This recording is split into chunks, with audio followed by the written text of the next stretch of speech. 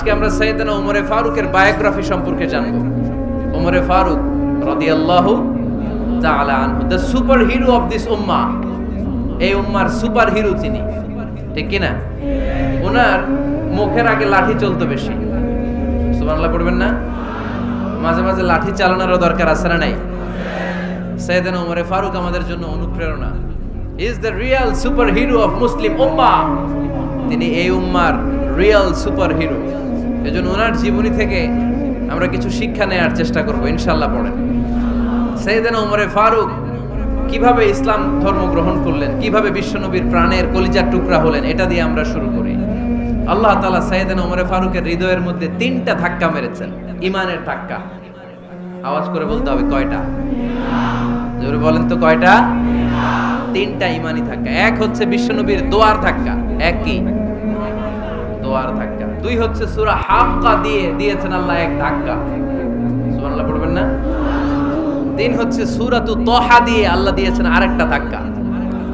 এই 3টা ইমানি ধাক্কা যখন সাইয়েদনা ওমরে ফারুকের হৃদয়ে লাগলো, উনি পড়তে আরম্ভ করেছেন আশহাদু আল্লা ইলাহা ইল্লাল্লাহ ওয়া আশহাদু আন্না মুহাম্মাদান আবদুহু ওয়া রাসূলুহু। চিল্লায়ে পড়েন আল্লাহু আকবার। বিশ্বনবী মক্কায় বসে বসে তাহাজ্জুদের সালাত পড়ে আল্লাহর কাছে দোয়া করলেন, আল্লাহুম্মা আইজ্জাল ইসলাম বিআহাব্বির রাজুলাইনি ইলাইক। ও আল্লাহ, 2 জন লোকের নাম বলবো, 2 জনের দরকার নেই। এই 2 জনের একজনকে আপনি ইসলামের সুশীতল ছায়া তলে এনে ইসলামকে বিজয় দান করে দেন। মুহূর্তের মধ্যে দোয়াটা কবুল করে নিয়েছে কে? বিশ্বনবী বললেন, আল্লাহ 2 জনের নাম বলবো আজকের দোয়ায়। আবি জাহাল ইবনে হিশাম, হয়তো হিশামের বেটা আবু জাহেলকে আপনি ইসলামের ভিতরে নিয়ে আসেন, কিংবা ওমর ইবনুল খাত্তাব, খাত্তাবের বেটা ওমরকে আপনি ইসলামের ছায়া তলে নিয়ে আসেন। ওমরে ফারুকের জন্য দোয়াটা কবুল করে নিয়েছে কে? মক্কার যে অবস্থা, আল্লাহর হাবিব সাল্লাল্লাহু আলাইহি ওয়াসাল্লাম বুঝলেন মক্কার এই 2 জনের একজন যদি আমার সাথে না থাকে তাহলে মক্কায় দাওয়াতি কাজ চালিয়ে যাওয়া যাবে। আল্লাহর বললেন, আল্লাহ বেশি চাই না, এই 2 জনের একজন, হয় আবু জাহেল নয় ওমর, হয় আবু জাহেল নয় ওমর। বিশ্বনবী যখন দোয়া করলেন, এই দোয়ার একটা ইমানি ধাক্কা, নুরানি ধাক্কা সাইয়েদনা ওমরে ফারুকের হৃদয়কে স্পর্শ করে ফেলল। দোয়া ইজ লাইক এ মিসাইল। এই যে আমরা দোয়া করি, এটা মিসাইলের মতো। যুদ্ধে মিসাইল হামলা করে না? মিসাইল হামলা করার পরে এই মিসাইল লক্ষ্য বস্তুতে যে ভেদ করে, ঠিক কিনা? তেমনি দোয়ার মতো যদি আপনি দোয়া করতে পারেন, আপনি যেই জন্য দোয়া করেছেন ঠিক ওই জায়গায় যে আপনার দোয়া স্পর্শ করে। সুবহানাল্লাহ পড়বেন না? বিশ্বনবীর দোয়ার মাধ্যমে প্রথমে সাইয়েদনা ওমরে ফারুকের হৃদয়ে এক ধাক্কা লাগলো। 2 নম্বরে রব্বুল আলামিন সূরাতুল হাক্কা দিয়ে ওমরে ফারুকের হৃদয়ের মধ্যে দিলেন এক ধাক্কা। পড়েন আল্লাহু আকবার। কোরআনের ভেতরে সূরাতুল হাক্কা নামে একটা সূরা আছে না নাই? আল হাক্কাতু মাল হাক্কা ওয়া মা আদরাকা মাল হাক্কা। পড়েন আল্লাহু আকবার। বিশ্বনবী যখন দোয়া করলেন, ওই দোয়া যখন সাইয়েদনা ওমরে ফারুকের হৃদয়ে স্পর্শ করলো, সাইয়েদনা ওমরে ফারুক সব সময় বিশ্বনবীরে ফলো করতে আরম্ভ করলেন। বিশ্বনবী ডানে গেলে লুকিয়ে লুকিয়ে ওমর ফারুক ডানে যায়, বিশ্বনবী বায়ে গেলে লুকিয়ে লুকিয়ে ওমরে ফারুক বায়ে যায়। বিশ্বনবী একবার মসজিদুল হারামে যে নামাজ পড়তে শুরু করলেন, ওমরে ফারুক তখন বিশ্বনবীর পিছু পিছু ছদ্মবেশে পেছন থেকে যে বিশ্বনবী কিভাবে নামাজ পড়ে দেখতে শুরু করলেন। বিশ্বনবী ইন দা মিন টাইম এশার নামাজে আল হাক্কাতু মাল হাক্কা তেলাওয়াত শুরু করে দিলেন। আল হাক্কাতু মাল হাক্কা তেলাওয়াত শুরু করে দিলেন। তেলাওয়াত করতে করতে বিশ্বনবী যখন তেলাওয়াত করতেছে, ওমরে ফারুক এরকম দুলতেছে আর মজা পাচ্ছে। ওমিয়া বিশ্বনবীর কণ্ঠ বুঝি আমার মতো কণ্ঠ, আপনার মতো কণ্ঠ, আহমদ বিন ইউসুফের কণ্ঠ, আব্দুল বাসিতের কণ্ঠ না। বিশ্বনবীর গলায় যে কি সুরের ঝংকার আল্লাহ দিয়েছেন, কি সুরের লহরী আল্লাহ দিয়েছেন, একবার যে শুনতো পাগল হয়ে যেত। আল্লাহু আকবার। বিশ্বনবী সূরা হাক্কা মন্ত্রমুগ্ধ তেলাওয়াতে, মন্ত্রমুগ্ধ সুর দিয়ে, মন্ত্রমুগ্ধ কণ্ঠ দিয়ে তেলাওয়াত করতে লাগলেন। এশার সালাতে ওমরে ফারুক তুলতে লাগলেন। ওমরে ফারুক যত শুনেন অবাক হয়ে যায়, যত শুনেন অবাক হয়ে যায়, যতই শুনে অবাক। কিরে? কারণ তিনি আরবি ভাষা বুঝতেন, এত সুন্দর শব্দের গাঁথনি। এত প্রাঞ্জল বর্ণনা, এত সুন্দর অন্তমিল, এটা কবিতা না হয়ে পারে না। উনি মনে মনে ভাবলেন এটা মনে হয় কবিতা, it might be poem, it could be poem. Muhammad মনে হয় কবি হয়ে গেছে, তার কাব্য প্রতিভা দিয়ে সে এটা বানিয়েছে। তা না হলে এত সুন্দর কথা এটা কবিতা না হয়ে পারে। ইন দ্য মিন টাইম বিশ্বনবী কিন্তু দেখতেছে না যে পেছনে ওমর। বিশ্বনবী তেলাওয়াত করছিলেন, ইন দ্য মিন টাইম বিশ্বনবী পড়ছিলেন ওমা হুয়া বিকাউলি শাইরিন কলিলাম মা তুমিনুন। এই আয়াতের অর্থ হলো এটা কোনো কবির কথা নয়, খুব অল্প সংখ্যক লোকই তোমরা ঈমান আনো। সুবহানাল্লাহ পড়ে। এটাকে বলে কোইন্সিডেন্ট। কোইন্সিডেন্ট হুট করে অনেক সময় মিলে যায়, যায় কি যায় না? আপনি একজনের কথা ভাবতেছেন, বাজারে গেলেন, বাজারে যেই দেখেন ওই লোকটা দাঁড়ায় আছে, এরকম হয় কি হয় না? কোইন্সিডেন্ট। ওমরে ফারুক মনে মনে যেটা ভাবতেছে ওই কথা দিয়ে বিশ্বনবী তেলাওয়াত করতেছে, আল্লাহু আকবার। বিশ্বনবী যে আয়াত তেলাওয়াত করছিলেন, আয়াতের অর্থ হলো এটা কোনো কবির বানানো কবিতা না, খুব অল্প সংখ্যক লোকই তোমরা ঈমান আনো। ওমরে ফারুক আটকে উঠলেন, থমকে দাঁড়ালেন। ঘটনা কি? আমি মনে মনে ভাবলাম কি এত সুন্দর কথা, এটা তো মানুষের কথা হতে পারে না, এটা নিশ্চয়ই কবিতা, কবির কথা। কিন্তু মুহাম্মদ এখন আবার পড়তেছে ওমা হুয়া বিকাউলি শাইর, এটা কোন শায়েরের কবির কথা নয়। কলিলাম মা তুমিনুন, অল্পই তোমরা ঈমান আনো। তার মানে আমার মনে যা চলে মুহাম্মদ এটা টের পায়। মুহাম্মদ গণক, নাউজুবিল্লাহ পড়বেন না? মুহাম্মদ অনেক বড় মাপের একজন গণক।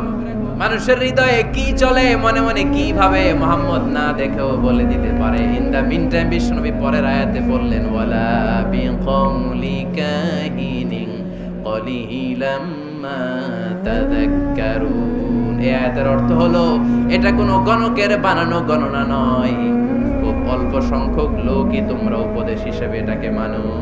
সুবহানাল্লাহ পড়েন। এবার আর ওমরে ফারুকের সহ্য হয় না, কি আজীব তামাশা। প্রথমে মনে করলাম কবিতা, মোহাম্মদ কয় কবি না, সে কবি না, এটা কবিতা না। তারপর ভাবলাম সে গণক, সে আয়াত পরে পরে বলে দিল এটা গণনা নয়, তাহলে এটা কি? এটা কি কবিতাও না, গণনাও না, তাহলে এটা কি? বিশ্বনবী তখন বললেন তানজিলুম মির রাব্বিল আলামিন। সুবহানাল্লাহ পড়েন। পরের আয়াত ছিল তানজিলুম মির রাব্বিল আলামিন। এটা দুনিয়ার কোনো কবির বানানো কবিতা না, এটা কোনো গণকের গণনা না, এটা কোনো সাহিত্যিকের বানানো সাহিত্য নয়, এটা মহাবিশ্বের পরিচালক রব্বুল আলামিনের কাছ থেকে পাঠানো কিতাব কোরআন। সূরা হাক্কার ধাক্কায় ওমরে ফারুক গাইত। প্রথমে ধাক্কাটা লাগলো যে দোয়া।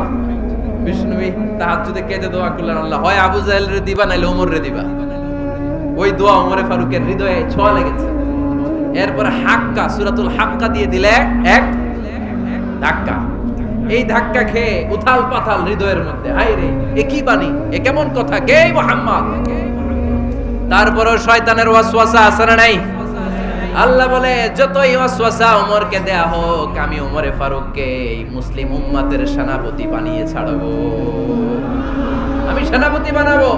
এবার 3 নাম্বার ডোজ। ডাক্তারের কাছে গেলে প্রথমে দেখবেন সিম্পল ডোজ দেয়, নরমাল ওষুধ, এটাতে কাজ না হলে ডোজ বাড়ায়, একেবারে কাজ না হলে অ্যান্টিবায়োটিক মারে, আছে না নাই? আল্লাহ প্রথমে দোয়ার ছোঁয়া লাগালেন, তারপর সূরা হাক্কা দিয়ে ধাক্কা মারলেন, এরপরে রব্বুল আলামিন বলেন এবার 3 নাম্বার ডোজ সূরা তোহা দিয়ে আমি তোমার হৃদয়টারে উজালা বানায় দেব রে ওমর। শয়তান ওদিক দিয়ে ওয়াসওয়াসা, খেলা দুই দিক থেকে চলতেছে। আল্লাহ তাআলা হেদায়েতের রাস্তায় টানছে, শয়তান জাহান্নামের দিকে টানছে। ঘোষণা দেয়া হলো মক্কায়, মুহাম্মদের মাথা কেটে এনে দিলে এত এত স্বর্ণ মুদ্রা দেয়া হবে। ওমরে ফারুক রাজি হয়ে গেলেন, নাঙ্গা তলোয়ার নিয়ে বিশ্বনবীর মাথা কাটার জন্য ছুটলেন। নাউজুবিল্লাহ পড়বেন না? বনু জাহরা গোত্রের এক লোক বলে, আইনা ইয়া ওমর, কই যাও? মুহাম্মদের মাথা কাটতে যাই। আরে মুহাম্মদের মাথা কাটতে যাও, তোমার বোন ফাতিমা বিনতে খাত্তাব আর তোমার বোন জামাই সাঈদ কদ সাবা, এরা তো ধর্ম ত্যাগ করে ফেলছে, এটা তো আমাদের ধর্ম ত্যাগ করে মুহাম্মদের ফলোয়ার হয়ে গেছে। আগে ওমর ঘর সামলাও, পরে মুহাম্মদের মাথা কাটতেছে। ওমরে ফারুক অবাক হয়ে গেলেন, তলোয়ার নিয়ে বিশ্বনবীর দিকে না যেয়ে নিজের বাড়ির দিকে চলে গেলেন। বিশ্বনবীর আপন বোন ফাতিমা বিনতে খাত্তাব, বোন জামাই সাঈদ আর খাব্বাব রাদিয়াল্লাহু তাআলা আনহু তিনজন মিলে সূরা তোহা তেলাওয়াত করছিলেন। পড়েন সুবহানাল্লাহ। মক্কায় লুকিয়ে লুকিয়ে দাওয়াত হতো। খাব্বাব রাদিয়াল্লাহু তাআলা আনহু একটা চামড়ার ফলকের মধ্যে সূরা তহার কয়েকটা আয়াত এনে ওমরে ফারুকের বোন আর বোন জামাইকে শিক্ষা দিচ্ছে, ট্রেনিং দিচ্ছে। সুবহানাল্লাহ পড়েন। লুকিয়ে লুকিয়ে ওমরে ফারুক যখন ঘরে চলে আসলেন, এরা তটস্থ হয়ে গেল। সাইয়েদনা খাব্বাব বিছানার তলায় লুকিয়ে গেলেন। ওমরে ফারুক বললেন, দরজা খোলো। ফাতেমা বিনতে খাত্তাব দরজা খোলার পরে নির্মম ভাবে সাইয়েদনা ওমর রাদিয়াল্লাহু তাআলা আনহু বোনের গায়ে আঘাত শুরু করে দিল। বোন জামাইকে আহত করতে শুরু করলো আর বলতে শুরু করলো, তোরা পাগল হলি কেন? কি আছে ওই মুহাম্মাদের মধ্যে? কি জাদু নিয়ে এসেছে? সে যাই বলে লোকজন পাগল হয়ে যায়, সবাই তার উপর কালিমা পড়ে ঈমান এনে ফেলে। কি এমন জিনিস তোদের কাছে আছে যেটা দেখে মুহাম্মদকে তোরা ভালোবাসলি? কি আছে? কি পড়তেছিলি আমারে দেখা। ফাতেমা বলে, ইন্নাকা রিজসুন লা ইয়ামাসসুহু ইল্লাল মুতাহহারুন। ও আমার ভাই ওমর, তুমি নাপাক। তুমি কি? লা ইয়ামাসসুহু ইল্লাল মুতাহহারুন, পবিত্রতা অর্জন না করে এই কোরআন ধরা যায় না। সুবহানাল্লাহ পড়েন। ওমরে ফারুক গোসল করে আসলেন, কারণ ধাক্কা তো আগে কয়েকটা খাইছে। কথা বুঝেন নাই বোধহয়? প্রথমে দোয়ার ধাক্কা, পরে কোন সূরা দিয়ে ধাক্কা? হাক্কা দিয়ে ধাক্কা। 3 নম্বরে এখন আরেকটা ধাক্কা খাবে। গোসল করে আসলেন। ফাতেমা বিনতে খাত্তাব বললেন, গোসল যখন করে এসেছেন, এই নেন। ওমরে ফারুক এবার চামড়ার কাপড়ের মধ্যে সূরা তহার প্রথম আয়াতের দিকে নজর করলেন। নজর করেই কোরআনের প্রেমে পড়ে গেলেন। পড়েন সুবহানাল্লাহ। ওমরে ফারুক পড়তে আরম্ভ করলেন, তহা মা আনজালনা আলাইকাল কুরআনা লিতাশকা ইল্লা তাযকিরাতান লিমান ইয়াখশা তানজিলাম মিম্মান খালাকাল আরদা ওয়াস সামাওয়াতিল উলা। সুবহানাল্লাহ পড়েন। উনি পড়তে আরম্ভ করলেন, তহা মা আনজালনা আলাইকাল কুরআনা লিতাশকা। এই কোরআনকে আমি তোমাদের হতভাগ্য জাতি হিসেবে দুনিয়ায় থাকার জন্য পাঠাই নাই। এটা রব্বুল আলামিনের পক্ষ থেকে এসেছে। যারা রবকে ভয় করে তাদের জন্য আছে উপদেশ। যিনি আকাশ বানিয়েছেন, জমিন বানিয়েছেন, ওই আল্লাহ তাআলা নিজেই এই কোরআন পাঠিয়েছে। আওয়াজ করে পড়তে হবে, আল্লাহু আকবার। উনি খুব ভালো আরবি জানতেন। সূরা তহা পড়ার পরে আর ধৈর্য ধারণ করতে পারে না। ওমরে ফারুক ছোট্ট বাচ্চার মতো কান্না শুরু করে দিলেন। আল্লাহু আকবার। সূরা তহাটা হাতে নিয়ে, তলোয়ারটা হাতে নিয়ে বিশ্বনবীর দিকে ছুটতে আরম্ভ করলেন। আইনা মুহাম্মদ, কোথায় মুহাম্মদ? তোমরা আমাকে মুহাম্মাদের কাছে নিয়ে চলো।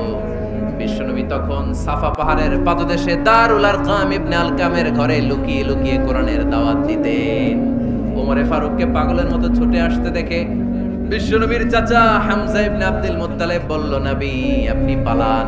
ওই যে খাত্তাবের বেটা ওমর আপনাকে অপমান করার জন্য, আক্রমণ করার জন্য তেড়ে এসেছে। সাহাবীরা বললেন, নবী আপনি পালিয়ে যান, আমরা সামাল দেব।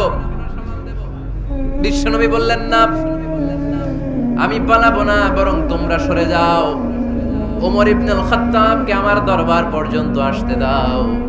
আমার তো মনে হচ্ছে ওই যে তাহাজ্জুদের নামাজ শেষে চোখের পানি ছেড়ে যে আমি আল্লাহর কাছে দোয়া করেছি, আজকে আমার ওই দোয়াটা কবুল হতে শুরু করেছে।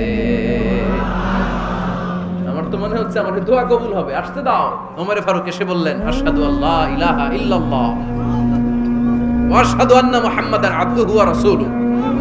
আমি সাক্ষ্য দিলাম আল্লাহ ছাড়া কোনো ইলাহা নাই, নিশ্চয় আপনি আল্লাহর প্রেরিত বান্দা এবং রাসূল। পড়েন সুবহানাল্লাহ। ওমরে ফারুক যখন কালিমা শাহাদা পড়ে মুসলমান হয়ে বিশ্বনবীর হাতে হাত রাখলেন, নমুসলিম সাহাবীদের মধ্যে খুশি আর আনন্দের বন্যা বয়ে গেল। নমুসলিম হাতে গোনা সাহাবারা আল্লাহর প্রশংসা করলেন। বিশ্বনবী সাইয়েদনা ওমরে ফারুককে জড়িয়ে ধরলেন।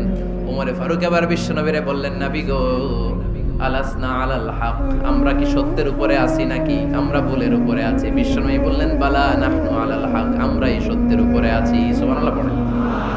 আলাসনা আলাল হক, নবী আমরা কি সত্যের উপরে নাই? হ্যাঁ অবশ্যই ওমর, তুমি সত্যের উপরে আছো। ওমরে ফারুক বললেন, তাহলে ফাফিমাল ইখতিফা, তাহলে লুকায় লুকায় আর দাওয়াত দেব কেন? আমি তো কালিমা পড়ে ফেলছি, আসেন আমার সাথে বের হই। ফাফিমাল ইখতিফা, আর লুকায় লুকায় কেন? আসেন আমরা বাইরে বেরোই।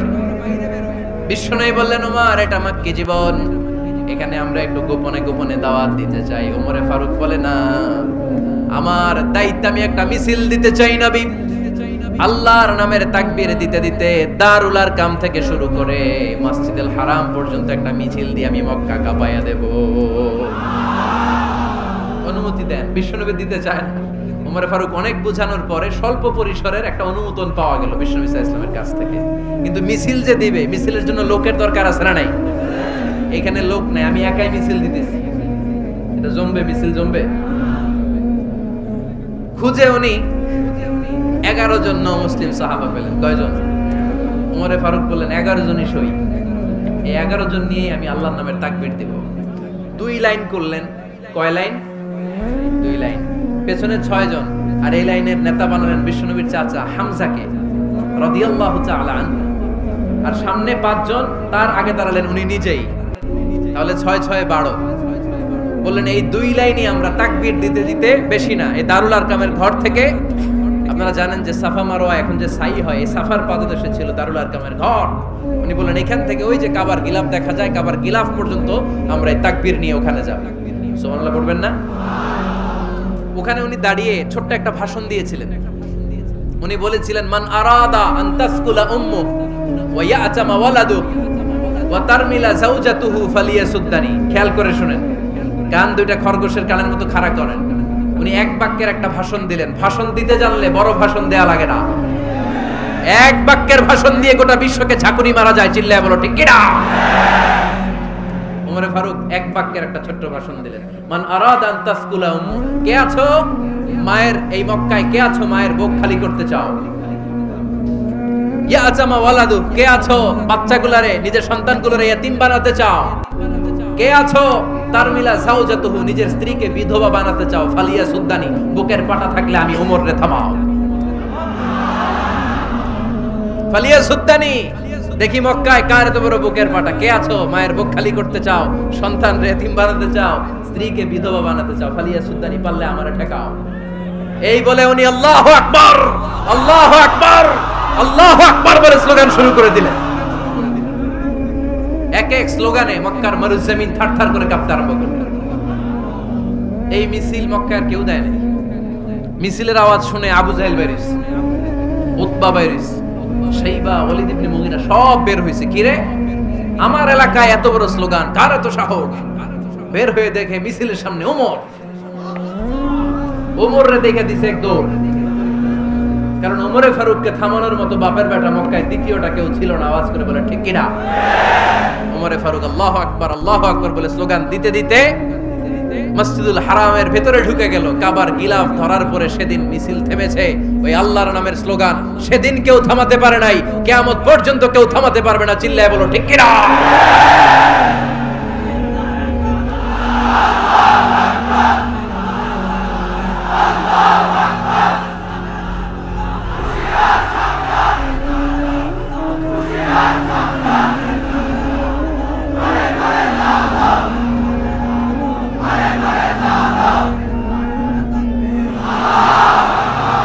ওইরকম একটা ওমরের দরকার, আমাদের বেশি চাই না। জোরে বলেন ঠিক কিনা?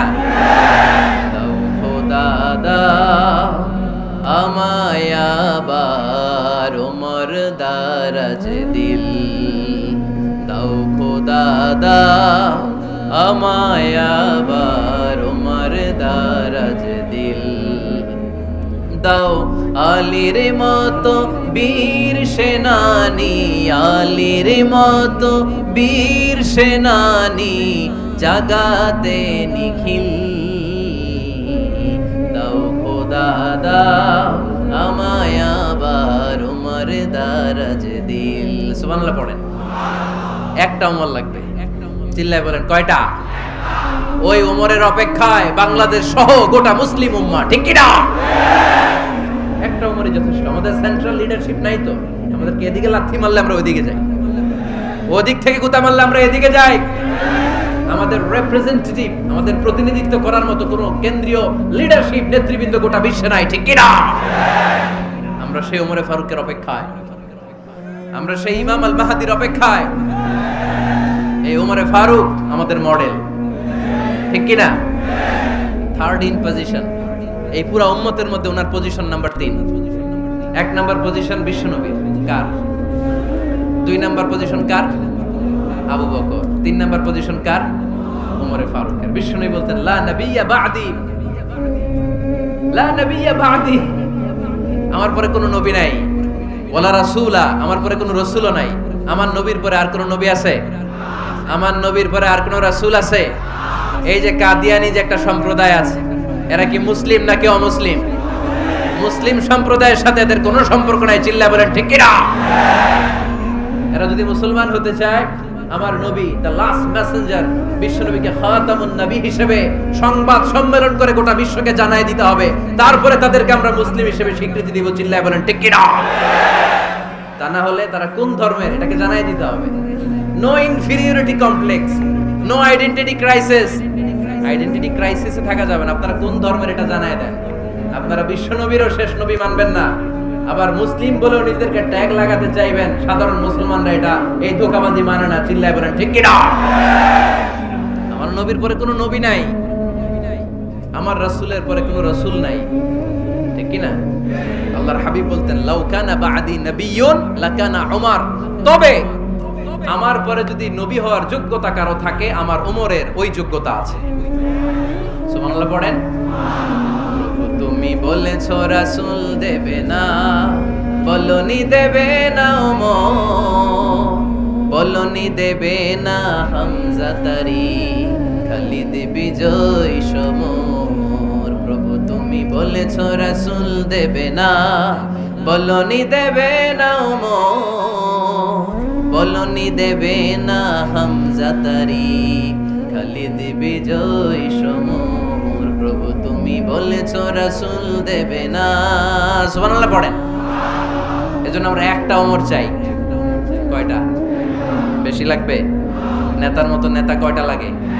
জোরে বলেন কয়টা? Enough, that's enough. Omar Farooq our super hero. ওনার সাথে বিশ্বনবী সাল্লাল্লাহু আলাইহি ওয়াসাল্লামের মুসাহারার সম্পর্ক ছিল। ওমরে ফারুক যে বিশ্বনবীর শ্বশুর, এটা অনেকে জানেই না। ওমরে ফারুক রাদিয়াল্লাহু তাআলা আনহু বিশ্বনবীর শ্বশুর ছিলেন। এটা আজকে নতুন শুনছেন। কে কে হাত তোলেন? দেখছেন হুজুর? সঠিক বলছি না আমি? অনেকে আমরা জানিই না। মাশাআল্লাহ, জানতে লজ্জা নাই, শিখতে লজ্জা নাই। লজ্জা হচ্ছে অজ্ঞতায় আর মূর্খতায়, ঠিক কি না? আমরা শিখতে রাজি আছি। যে কথা বলে আমরা তার ছাত্র। আমার আগে হুজুর কথা বলতেছিলেন, আমরা ছিলাম ছাত্র। এখন আমি কথা বলতেছি, এখন আমরা সবাই হয়ে গেছি ছাত্র, ঠিক কি না? যিনি বলেন তিনি শিক্ষক, বাকিরা আমরা ছাত্র, ঠিক কি না? 4 খলিফার 2 খলিফা, ইসলামের 4 খলিফার 2 খলিফা বিশ্বনবীর মেয়ের জামাই, আর বাকি 2 খলিফা বিশ্বনবীর শ্বশুর। সুবহানাল্লাহ পড়েন। সাইয়েদনা আলী রাদিয়াল্লাহু তাআলা আনহু, সাইয়েদনা উসমান যুন নূরাইন বিশ্বনবীর মেয়ের জামাই। উসমান রাদিয়াল্লাহু তাআলা আনহুর কাছে বিশ্বনবী 2 মেয়েকে বিয়ে দিয়েছিলেন। একজন মারা যাওয়ার পরে আরেকজন। বিশ্বনবী বলেছেন এরপরে আরেকটা থাকলে ওইটারও বিয়ে দিবেন। সুবহানাল্লাহ পড়বেন না? 2 জন ছিল মেয়ের জামাই আর 2 জন ছিল শ্বশুর। সাইয়েদনা আবু বকর শ্বশুর, বিশ্বনবীর স্ত্রী আম্মাজান আয়েশা রাদিয়াল্লাহু তাআলা আনহার বাবা। বিশ্বনবীর স্ত্রী আম্মাজান হাফসা রাদিয়াল্লাহু তাআলা আনহার বাবা ছিল সাইয়েদনা ওমর ফারুক। চিল্লায় পড়ে আল্লাহু আকবার। জানো তো না পজিশন না? সাইয়্যিদু কুহুলিল জান্নাহ, জান্নাতে যত নারীরা যাবে, নারীদের সর্দারিনী হবে সাইয়্যিদাতুনা ফাতেমা রাদিয়াল্লাহু তাআলা আনহা। এই ফরিদপুরের যত ইয়াং স্টারেরা তোমরা যারা জান্নাতে যাবে, তোমাদের লিডার হবে সাইয়েদনা হাসান আর হুসাইন রাদিয়াল্লাহু তাআলা আনহুমা। আর বয়স্ক মুরব্বীরা যারা জান্নাতে ঢুকবেন, আপনাদের লিডার হবে সাইয়েদনা আবু বকর আর সাইয়েদনা ওমর ফারুক রাদিয়াল্লাহু তাআলা। সুবহানাল্লাহ পড়তে পারলেন না? ওমর ফারুক এটা সাধারণ কোনো ক্যারেক্টারিস্টিক্স নয়। ওনাকে আল্লাহ তাআলা নলেজও দিয়েছেন, আবার দ্বীনদারিও দিয়েছেন। আমার দিনী ভাইয়েরা খেয়াল রাখবেন, কোন আলেমের মধ্যে বা কোন নেতার মধ্যে যদি এই দুইটার সমন্বয় আপনি পান, যে তার জ্ঞানও আছে আবার দ্বীনদারিও আছে, he belongs the knowledge and he belongs the তাকওয়া, সে গোটা বিশ্বকে জয় করে ফেলবে, ঠিক কি না? যার মধ্যে জ্ঞান আছে, যার মধ্যে তাকওয়া আছে, তারে কেউ থামায় রাখতে পারে? ওমরে ফারুককে এই 2 নেয়ামত দিয়ে ধন্য করেছে কে? সহিহ বুখারীর বর্ণনা, বিশ্বনবী সাহাবীদের সামনে একটা স্বপ্নের কথা বলছেন। বিশ্বনবী বললেন, আমি স্বপ্নে দেখলাম আমার আঙ্গুলের ফাঁকা থেকে দুধ বের হচ্ছে, আমি তৃপ্তি সহকারে দুধ খেলাম। খাওয়ার পরে দেখলাম আঙ্গুলের মধ্যে একটু দুধ লেগে আছে। আমার আঙ্গুলে অতিরিক্ত লেগে থাকা দুধটা আমি ওমরে ফারুকের মুখের মধ্যে লাগিয়ে দিলাম। সাহাবারা বললেন, ইয়া রাসূলুল্লাহ, ইয়া হাবিবাল্লাহ, মাযা আওয়ালতা বিহি, এই স্বপ্নের আপনি কি ব্যাখ্যা করলেন, আমরা তো বুঝলাম না। বিশ্বনবী বললেন, আওয়ালতু বিহি আল ইলম, আমি এই দুধ দিয়ে জ্ঞানের ব্যাখ্যা করেছি, কারণ ওমরকে আল্লাহ যেই জ্ঞান দিয়েছে গোটা বিশ্বের কাউকে এত জ্ঞান দেয় না। এজন্য স্বপ্নে যদি কেউ দেখেন যে আপনি দুধ খাচ্ছেন, তার মানে আল্লাহ তাআলা আপনার জ্ঞান বাড়ায় দিবেন। ওমরে ফারুককে দুধ খেয়ে অতিরিক্ত দুধের অংশটা বিশ্বনবী আবু বকর রাদিয়াল্লাহু তাআলা আনহুর মুখে দেন নাই, সাইয়েদনা উসমানের মুখে দেন নাই, আলী রাদিয়াল্লাহু তাআলা আনহুর মুখে দেন নাই। স্বপ্নে ওই অতিরিক্ত লেগে থাকা দুধটা বিশ্বনবী ওমরে ফারুকের ঠোঁটের মধ্যে লাগিয়ে দিয়েছে। এই হাদিস থেকে প্রমাণ হয় আল্লাহ তাআলা জ্ঞানের নিয়ামতে সাইয়েদনা ওমরে ফারুককে ধন্য করেছেন। আবার বুখারীর বর্ণনা, বিশ্বনবী সাল্লাল্লাহু আলাইহি ওয়াসাল্লাম আরেকটা স্বপ্নের বর্ণনা দিচ্ছেন। তিনি বললেন, তোমাদের সবাইকে স্বপ্নে আমার সামনে দাঁড় করানো হলো। আমি দেখলাম তোমাদের কারো জুব্বা নাভি পর্যন্ত, কারো জুব্বা হাঁটু পর্যন্ত, কারো জুব্বা টাকনু পর্যন্ত। ওমরে ফারুককে যখন স্বপ্নে আমার সামনে দাঁড় করিয়ে দেয়া হলো, আমি দেখলাম ওমরের জুব্বা এত লম্বা, ওমর টেনে হিচড়ে তার জুব্বা নিয়ে সামনে হেঁটে যাচ্ছে। সাহাবারা বললেন, ফামাদা আওয়ালতা বিহি ইয়া রাসূলুল্লাহ, ও আল্লাহর রাসূল, এই স্বপ্ন দিয়ে আপনি কি বোঝাতে চাইলেন, আমরা কিছু বুঝলাম না। বিশ্বনবী বললেন, আউয়ালতু বিহি আদ-দ্বীন, আমি এই হাদিসের দ্বারা দ্বীনের ব্যাখ্যা করলাম, যার জামা যত লম্বা তার দ্বীনদারি তত বেশি। সুবহানাল্লাহ, আসতে পড়েন। স্বপ্নে দেখলেন কোন সাহাবীর জুব্বা নাভি, কোন সাহাবীর হাঁটু, কারোটা টাকনু, কিন্তু ওমরে ফারুকের জুব্বা এত লম্বা, ইয়াজুরু সাওবাহু, তিনি তার জুব্বা টেনে হিচড়ে যাচ্ছেন। বিশ্বনবী বললেন, এটা দ্বারা আমি দ্বীন, আমি তাকওয়া, দ্বীনদারি, তাকওয়া, এটার ব্যাখ্যা করেছি। তার মানে ওমরে ফারুকের তাকওয়ার সামনে সব তাকওয়া পানি হয়ে যাবে। কোন সুবহানাল্লাহ। আল্লাহ তাআলা সাইয়েদনা ওমরে ফারুককে দ্বীনের জ্ঞান দিয়েছেন, তাকওয়া দিয়েছেন। যুবক ভাইরা, যাকে আল্লাহ তাআলা দ্বীনের জ্ঞান দেয়, যাকে আল্লাহ তাআলা তাকওয়ার এই গুণ দিয়ে সমৃদ্ধ করে, তার জন্য গোটা বিশ্বের সব দরজাগুলোকে ওপেন করে দেয় কে? কত বড় মুত্তাকি ছিলেন সাইয়েদনা ওমরে ফারুক। মদিনার সমাজে কয়জন মুনাফিক ছিল বিশ্বনবী ছাড়া কেউ বলতে পারতেন না। বিশ্বনবী কোন সাহাবীকে মুনাফিকদের লিস্ট দিয়ে যান নাই, একজন সাহাবী ছাড়া। দেখি কেউ বলতে পারেন কিনা ওই সাহাবীর নাম? কি নাম?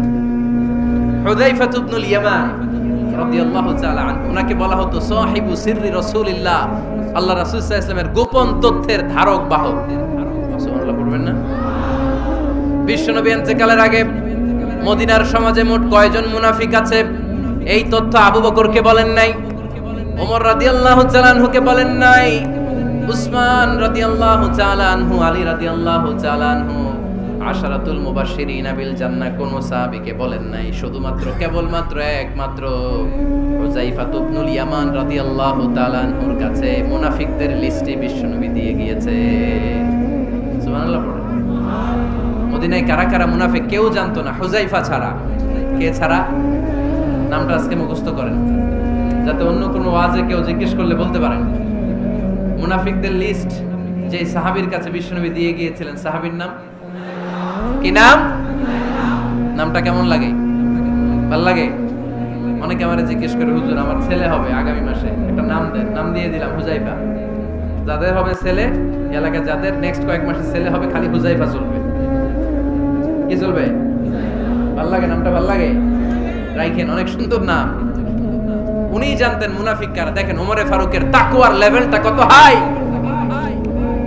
ওমরে ফারুক একদিন হুযায়ফা রাদিয়াল্লাহু তাআলা আনহুর কাছে গেলেন, যে বললেন, হুযায়ফা, বিশ্বনবী ইন্তেকালের আগে মুনাফিকদের নামের লিস্টটা কারো কাছে দেয় নাই, আমার জানা নাই, সাইয়েদনা আবু বকরের জানা নাই, কোন সাহাবীর জানা নাই, তুমি ছাড়া।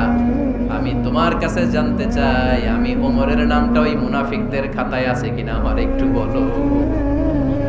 আমার ওমরের নামটা ওই মুনাফিকদের লিস্টিতে একটু আছে কিনা, নামটা একটু বলো। যদি থাকে আমি ভালো হয়ে যাব। আমি নেফাকি দূর করে পাক্কা মুমিন হতে চাই। আমার নাম যদি মুনাফিকের লিস্টে থাকে আমি তো শেষ। হুযায়ফা চোখের পানি ছেড়ে দিয়ে বলে, আমিরুল মুমিনিন, কেমন প্রশ্ন করলেন আপনি? আপনি বিশ্বনবীর শ্বশুর। এই উম্মতে আপনার পজিশন 3 নাম্বার। আপনারে মুনাফিকরা ভয় পায়, শয়তান আপনারে ভয় পায়। আপনি জান্নাতে সব বয়স্ক লোকদেরকে নিয়ে জান্নাতের মধ্যে আগে আগে ঢুকবেন, কেমন করে মুনাফিকদের কাতারে আপনার নাম থাকতে পারে? ওমর সুবহানাল্লাহ পড়ে। কি বিনয়ী, কি তাকওয়া! হুযায়ফাকে যে ধরতেন, হুযায়ফা একটু বলো না আমার নামটা মুনাফিকদের লিস্টিতে আছে কিনা। ওমরে ফারুকের যদি এই টেনশন থাকে যে আমি মুনাফিক হয়ে গেলাম কিনা, আমাদের এই টেনশন থাকার দরকার আছে না নাই? হ্যাঁ, যেন সব সময় আল্লাহর কাছে দোয়া করতে হবে, আল্লাহ তুমি নেফাকি থেকে আমাদেরকে বাঁচাও। আরো জোরে পড়েন আমিন। ওমরে ফারুক রাদিয়াল্লাহু তাআলা আনহু আমাদের সুপার হিরো, আমাদের সবাই বলেন আমাদের। উনি কত বড় সুপার হিরো শুনেন। উনি জুমার খুতবা দিচ্ছেন। কি দিচ্ছেন? মসজিদে নববীতে খুতবার মাঝখানে হঠাৎ বললেন, ইয়া সারিয়াতাল জাবাল, ইয়া সারিয়াত ইবনে জানিমিল জাবাল। এই কথা বলেই আবার খুতবা দিতে শুরু করলেন। ওনার এই ইয়া সারিয়াত ইবনে জানিমিল জাবালের সাথে আগের কথারও কোনো মিল নাই, পরের কথারও কোনো মিল নাই। জুমার নামাজের পর মুসল্লি সাহাবারা ধরলেন, বললেন, ইয়া আমিরাল মুমিনিন। খুতবার মাঝখানে হঠাৎ করে ইয়া সারিয়াত ইবনে জালিমিল জাবাল বলে আপনি চিৎকার করলেন কেন? আপনার এই বাক্যের সাথে আপনার খুতবার আগের বাক্যের কোনো মিল নাই, আপনার খুতবার পরের বাক্যেরও কোনো মিল নাই। এই কথা আপনি কারে বললেন, কারে উদ্দেশ্য করে বললেন? এই কথার তাৎপর্য কি আমাদেরকে বুঝিয়ে বলে। ওমরে ফারুক বললেন, আমি যখন খুতবা দিচ্ছি আমি দেখতে পেলাম ওই যে কয়েক মাস আগে আমি আমার মুসলিম সেনাবাহিনী পারস্যে আক্রমণের জন্য পাঠিয়েছি বর্তমান ইরান। ইরানের ওই বিশাল এলাকাতে পারস্যে আমি আমার ব্যাটালিয়ন পাঠিয়েছি। আমি হঠাৎ করে দেখতে পেলাম আমার মুসলিম বাহিনীর সেনাপতি যুদ্ধের এক পর্যায়ে তার ডানে আছে উপত্যকা, বায়ে আছে পাহাড়। সে পাহাড়ি রাস্তা ছেড়ে দিয়ে উপত্যকার দিকে যেতে শুরু করেছে।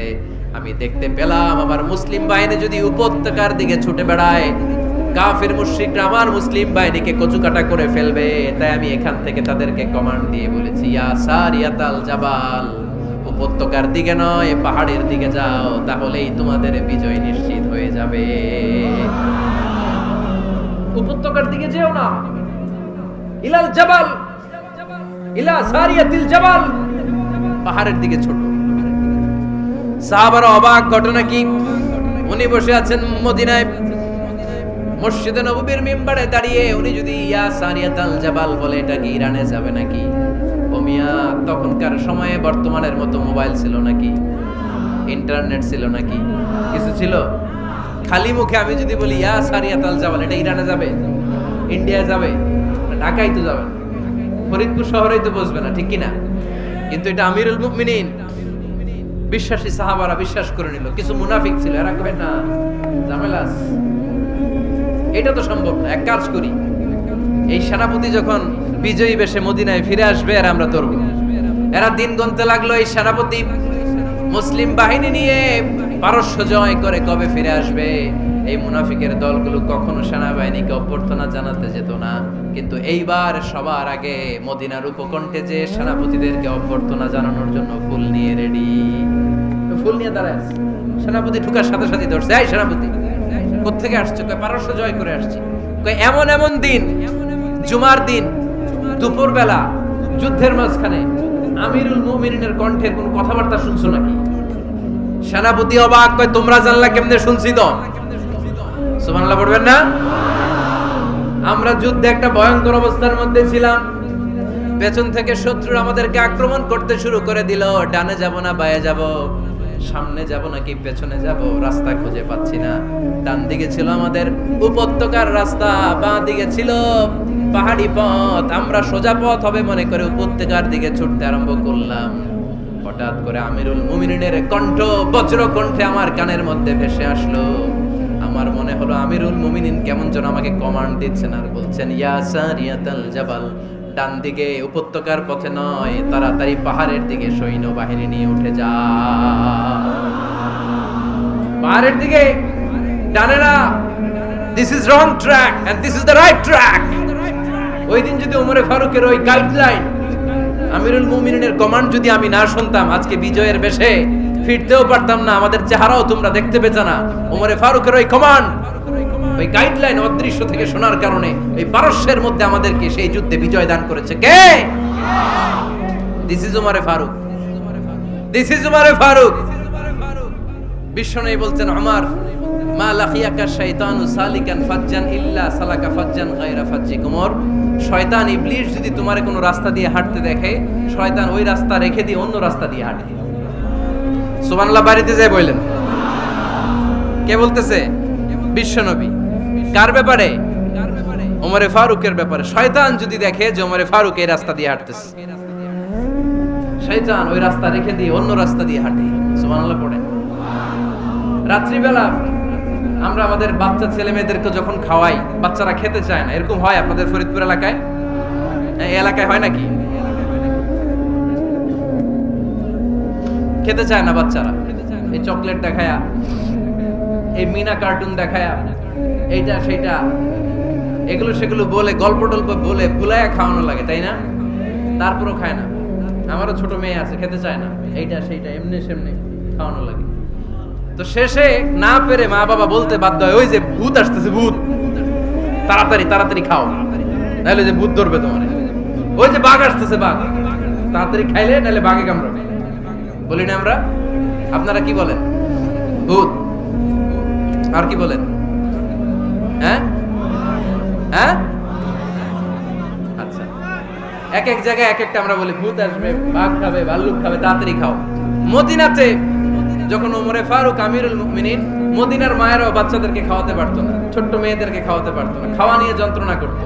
বাচ্চারা যখন মদিনায় খেতে চাইতো না রাত্রি বেলায়, মদিনার মায়েরা বলতো, তাড়াতাড়ি খাও, হা হুয়া ইয়াতি উমর, হা হুয়া ইয়াতি উমর, তাড়াতাড়ি খা, নাইলে ওই যে ওমর আসতেছে, ওমর।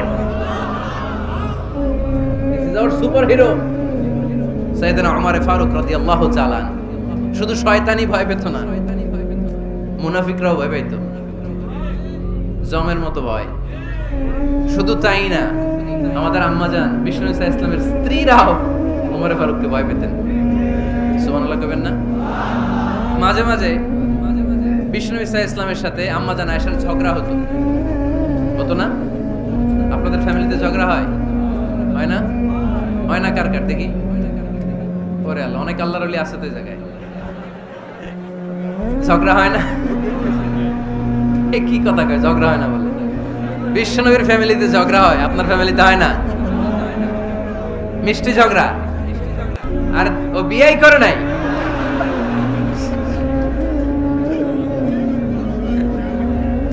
ঝগড়া তো হবেই, দাম্পত্য জীবনের মজাটাই তো এখানে। কখনো ঝগড়া, কখনো আনন্দ, একটু বৃষ্টি, একটু রোদ, একটু হাসি, একটু কান্না, ভালো লাগা, ভালোবাসা শেয়ার করে নেয়া, মিলেমিশে একাকার হয়ে যাওয়া, ঠিক কিনা? তো আল্লাহর হাবিব সাল্লাল্লাহু আলাইহি ওয়াসাল্লামের সাথে আম্মাজান আয়েশার ঝগড়া হতো। তো একদিন ঝগড়া হয়ে দুইজন রেগে আছে। খবরদার দুইজন রেগে থাকবেন না, একজন রাগলে আরেকজন থেমে যাবেন, কারণ এই ছোট্ট ঝগড়া থেকে এটা অনেক সময় বিচ্ছেদের দিকে গড়ায়। আমার প্রিয় ফরিদপুরবাসী, ভাবি রেগে গেলে আপনি রাগেন না, ওই দিন আপনি একটু ঠান্ডা থাকেন। আবার আপনি রেগে গেলে, আমার মাইকের আওয়াজ যদি ভাবিরা শুনেন, আপনারা রেগে যায় না, একটু ঠান্ডা থাকবেন। দুইজনে রেগে গেলে তো তৃতীয় বিশ্বযুদ্ধ শুরু হবে, তাই না? একজন রেগে গেলে আরেকজন ঠান্ডা, কারণ এই সামান্য ঝগড়া থেকে ইগোর কারণে এটা বিচ্ছেদ আর ডিভোর্স পর্যন্ত গড়ায়। আর শয়তান এখানে উস্কানি দেয়, কারণ ইমানদারদের ফ্যামিলি ভাঙতে পারলে শয়তান সবচেয়ে বড় খুশি হয়, আর ইমানদারদের ফ্যামিলি টিকে থাকলে খুশি হয়ে যায় কে? আম্মাজান আয়েশা রাদিয়াল্লাহু তাআলা আনহার সাথে বিষ্ণু ইসা ইসলামের ঝগড়া হতো মাঝে মাঝে। একবার ঝগড়া হলো, বিষ্ণু ইসা ইসলামও রাগ, আম্মাজান আয়েশাও রাগ। বিষ্ণুই বললেন, আয়েশা, ঝগড়া করে আর কতক্ষণ থাকবো, আসো মিটমাট করি। আয়েশা রাদিয়াল্লাহু বললেন, ঠিক আছে মিটমাট করব। তো বিষ্ণু ইসা ইসলাম বললেন, মিটমাটের জন্য কারে ডাকবো? ওমর রে ডাকি। কয় না, ওমর রে না, ওমর গালিজ, ওমর অনেক রাগে, আমার ডর লাগে। কয় তাহলে তোমার আব্বারে ডাকি, কয় ডাকেন। কি খুশি, মেয়েদের মধ্যে অভ্যাসটা আছে না নাই? তাহলে তোমার আব্বারে ডাকি, ডাকেন। ডেকে নিয়ে আসা হলো। আবু বকর রাদিয়াল্লাহু তাআলা আনহু দাঁড়ালেন, আম্মা জান আয়েশা দাঁড়ালেন, বিশ্বনবীও দাঁড়ালেন। বিশ্বনবী বললেন, আয়েশা তোমার আব্বা আসছে, এবার ঘটনা খুলে বলার পালা, তুমি বলবা নাকি আমি বলবো? আম্মা জান আয়েশা বললেন, আপনি বলেন, তবে ওয়ালা তাকুল ইল্লা হাক্কান, যেটা ঘটছে ওইটাই বললেন, মিথ্যা কথা কইেন না। আবু বকর রাদিয়াল্লাহু তাআলা আনহু রেগে মেগে আগুন, কি এই কথা তুমি কেমন করে বলো? বিশ্বনবীকে মিথ্যা কথা কখনো বলবে? রেগে মেগে দিলেন মেয়ের গালে এক চড়। বানিয়ে বলতেছি না, মুসনাদ আহমদ ইবনে হাম্বলের হাদিস। বাবার হাতের থাপ্পড়কে আম্মা জান আয়েশা উল্টে বললেন। সাইয়েদনা আবু বকর রাগে গড়গড় করছেন, আবার মারার জন্য তেড়ে গেলেন। এবার বাঁচার জন্য আম্মা জান আয়েশা বিশ্বনবীর পিছনে যে আশ্রয় নিলেন, বিশ্বনবী বাঁচানোর জন্য দুই হাত মেলে দাঁড়িয়ে গেলেন। পড়েন সুবহানাল্লাহ। বিশ্বনবী যখন দুই হাত মেলে দাঁড়িয়ে গেলেন, সাইয়েদনা আবু বকর রাদিয়াল্লাহু আনহু থেমে গেলেন। সাইয়েদনা আবু বকর রাদিয়াল্লাহু তাআলা আনহু ঘর থেকে বের হয়ে বারান্দায় দাঁড়ালেন। পড়েন সুবহানাল্লাহ। এবার বিশ্বনবী আম্মা জান আয়েশার কাছে যেয়ে বলেন, ইয়া আয়েশা কাইফা রাআইতিনি আনকাসতুকি মিনার রাজুল, দেখছো কেমনে বাঁচাইলাম? আমি না থাকলে ভর্তা বানাই ফেলতো আজকে। আমি বাঁচাইছি তোমারে, আমি আমার লগে ঝগড়া করো তুমি। লজ্জায় পড়ে আম্মা জান আয়েশা খিলখিল করে হেসে দিলেন, বিশ্বনবীও হেসে দিলেন। দুইজনের হাসির মধুর আওয়াজ শুনে সাইয়েদনা আবু বকর বাইরে থেকে অবাক, কিরে এতক্ষণ না ঝড় তুফান, এখন দেখি হাসি। সালাম দিয়ে অনুমতি নিয়ে ভিতরে ঢুকলেন। ঢুকে দেখেন আম্মা জান আয়েশাও হাসে, বিশ্বনবীও হাসে। এই হাসি দেখে আবু বকর রাদিয়াল্লাহু আনহু হেসে দিলেন, আরশের উপর থেকে খুশি হয়ে গেলেন কে? এবার সাইয়েদনা আবু বকর রাদিয়াল্লাহু তাআলা আনহু বললেন, ইয়া রাসূলুল্লাহ আশরিকানি ফি সিলমিকুমা কামা আশরাকতুমানি ফি হারবিকুমা। ও নবী, যুদ্ধ লাগলে, দুইজন যুদ্ধ লাগলে মীমাংসার জন্য যেমনি আমারে ডাকেন, এরকম হাসি আর আনন্দের মুহূর্তেও আমারে একটু ডাকেন। আশরিকানি ফি সিলমিকুমা কামা আশরাকতুমানি ফি হারবিকুমা। নবী, আপনাদের মধ্যে ঝগড়া লাগলে সন্ধি করার জন্য আমারে যেমনি ডাকেন, আপনাদের হাসি খুশি আনন্দ খুনসুটি এই মজাদার মুহূর্তগুলোতে আমারে বঞ্চিত রাখেন না, আমার একটু ডাকেন। সুবহানাল্লাহ পড়েন। মুসনাদ আহমদ ইবনে হাম্বলের হাদিস শোনার উদ্দেশ্য হচ্ছে, বিশ্বনবী প্রথমে ওমরে ফারুকের নাম বলেছিলেন। সাইয়েদনা আয়েশা বলে, না আমি ডরাই। হাইবাত, দিস ইজ কল্ড হাইবাত ওমর। একবার বিশ্বনবীর সব বিবিরা ধরলেন, ও নবী আমাদেরকে এটা দেন, ওইটা দেন, ঘরে এইটা নাই, ওইটা নাই, ওইটা নাই। বিশ্বনবীকে, আমার কাছে কিছু নাই, যদি এমনি আমার বউ হয়ে থাকতে চাও থাকো, তাহলে যা, তা না হলে যা লাগবে কিনে দেব, সাথে সাথে তালাকও দিয়ে দিব। কিছু দিতে পারবো না, আমার নাই তো, সামর্থ্য নাই। কিন্তু বিবিরাও ছাড়া না, এটা দেন ওইটা দেন। বিশ্বনবী রহমতের নবী, বিবিদেরকে বুঝাতেও পারেন না। বিবিরা আবদার করতেছে, নবী এটা লাগবে, ওইটা লাগবে। ইন দ্য মিন টাইম বিশ্বনবী একজনের সালাম শুনতে পেলেন। কে যেন দরজায় দাঁড়িয়ে বলতেছে, আসসালামু আলাইকুম। বিশ্বনবী দরজার দিকে তাকালেন, তাকিয়ে বললেন, ওয়া আলাইকুমুস সালাম। আর বুঝতে পারলেন এটা আমার ওমরের সালাম। সালাম দেওয়ার পরে বিবিদের দিকে তাকায় দেখে একজন বিবিও নাই, সব অন্দর মহলের ভিতরে দৌড়। সুবহানাল্লাহ পড়তে পারলেন না? This is our super hero Omar. এরকম ওমর একটা লাগবে, চিল্লায় বলেন কয়টা? একটা ওমর গোটা বিশ্বকে সোজা করে দিবে। একটা ওমর সবল আর দুর্বলের সব পার্থক্য দূর করে দিবে। মাজলুমের উপর জালিমের অত্যাচারের অবসান ঘটায় দিবে। গোটা বিশ্বটাকে সাম্য, মৈত্রী, ভালোবাসার ইনসাফ দিয়ে পরিপূর্ণ করে দিবে। সেই ওমরের অপেক্ষায় আমরা। নিজের ছেলেকে 80টা বেত মেরেছেন। কয়টা? 80টা বেত মেরেছে। এই ব্যাপারে অনেকগুলো বর্ণনা পাওয়া যায়। সবচেয়ে সহি বর্ণনা হচ্ছে মুয়াত্তা ইমাম মালিকের বর্ণনা।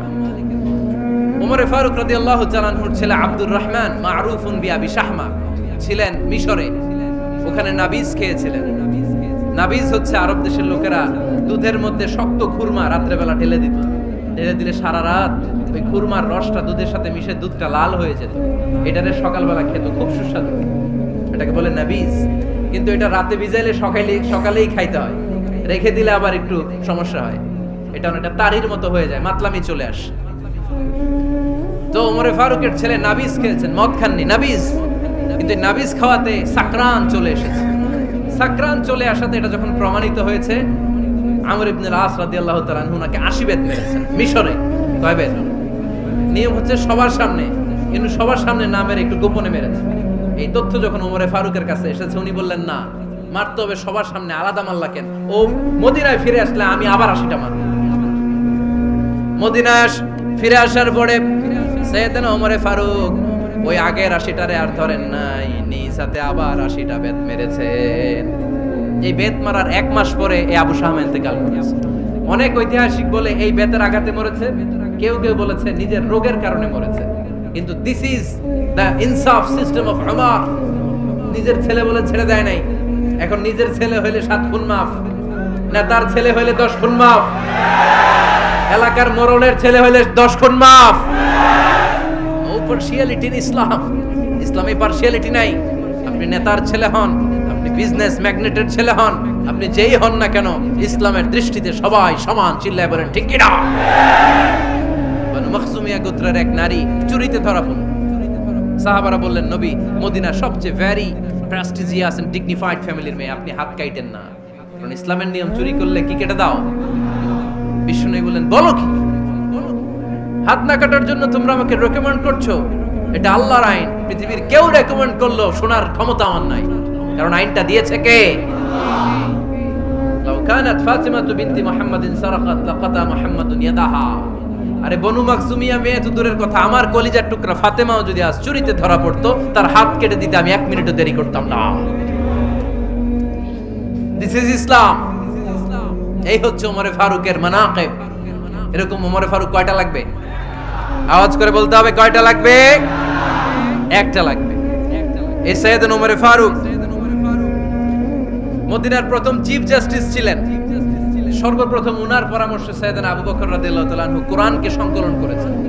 আমরা এই যে কোরআন পড়ি 30 পারা, এমদাদিয়া লাইব্রেরির 114টা সূরা, কত সুন্দর সন্নিবেশ করা হয়েছে, এখানে সাজানো হয়েছে। আল্লাহর হাবিব সাল্লাল্লাহু আলাইহি ওয়াসাল্লামের সময় কি এরকম কোরআন ছিল নাকি? ছিল? খেজুর পাতার মধ্যে, গাছের বাকলের মধ্যে, ওটের বড় হাড্ডির মধ্যে আর পাথরের মধ্যে খোদাই করা কোরআন ছিল। সাইয়েদনা আবু বকরের সময় রাদিয়াল্লাহু তাআলা আনহুর সময় যুদ্ধ হলো, 70 জন হাফেজ সাহাবী ইন্তেকাল করলেন।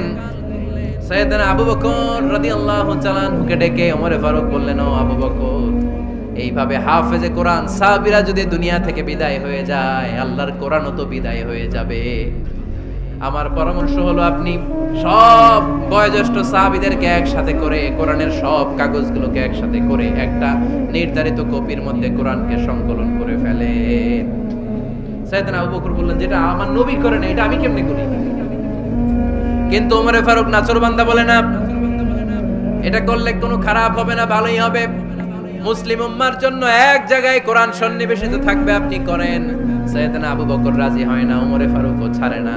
ওমরে ফারুক বলতে বলতে বলতে বলতে এমন ভাবে সাইয়েদনা আবু বকর রাদিয়াল্লাহু তাআলা আনহুকে ধরলেন, সব শেষে সাইয়েদনা আবু বকর ওমরে ফারুকের কথায় কোরআন সংকলনে রাজি হয়ে গেলেন। পড়েন সুবহানাল্লাহ। উনি বললেন, ওমর যখন আমাকে বারবার বুঝাতে লাগলো, আল্লাহ তাআলা আমার হৃদয়টা ওমরের কথা শোনার জন্য খুলে দিলেন। আল্লাহ তাআলা কেমন যেন আমাকে ইলহাম করলেন, আবু বকর করো, এই কাজের মধ্য দিয়ে আমি আমার কোরআনকে গোটা বিশ্বে জীবিত রেখে দেব। This is Umar. এই যে আমরা হিজরি সনের যে আমরা গণনা করি, এই হিজরি সনের প্রবর্তক হচ্ছে সাইয়েদনা ওমরে ফারুক। সুবহানাল্লাহ নাই? আপনাদের মনোযোগ আছে না গেছে? কই ঘুমায় গেলেন মনে হয়? তাকবীর দেন তো একজন আওয়াজ করে।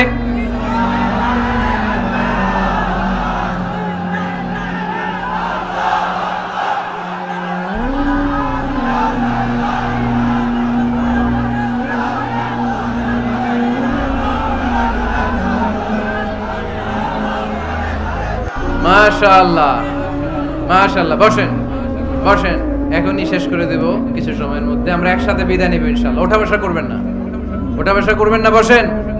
সাইয়েদনা ওমরে ফারুক এই হিজরি সনের গণনা শুরু করেছেন। সাহাবারা বলল, আমিরুল মুমিনিন, খ্রিস্টানদের ঈসাই সন আছে, আমাদের মুসলমানদের কোনো সন নাই।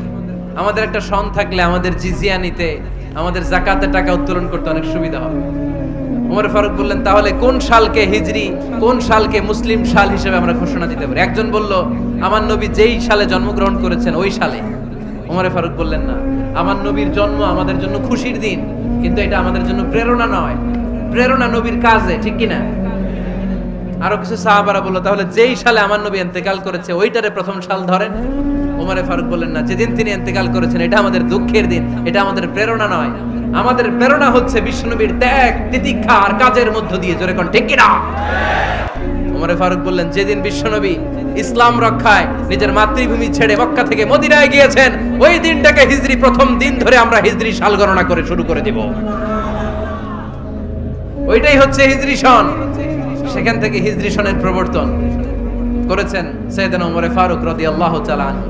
এই যে স্টেট গভর্নমেন্ট, এই যে প্রিজন, জেলখানা, ক্যান্টনমেন্ট, সচিবালয়, গণভবন, বঙ্গভবন, মুক্তিযোদ্ধাদের ভাতা, রাষ্ট্রীয় ভাতা, এই সব নিয়ম কানুন সাইয়েদনা ওমরে ফারুক তার রাষ্ট্রীয় আমলে তিনি নিজে করেছেন। চিল্লায় পড়েন আল্লাহু আকবার।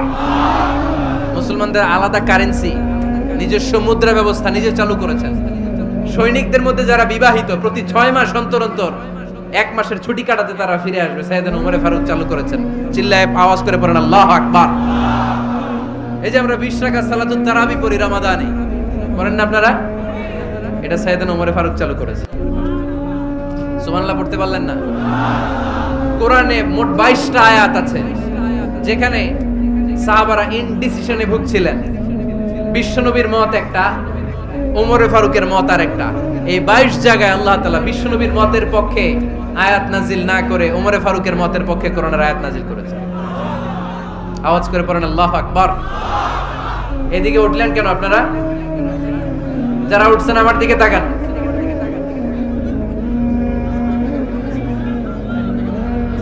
কিছু ভিতরে ঢুকতেছে, কিছু বাইরে দিতেছে না?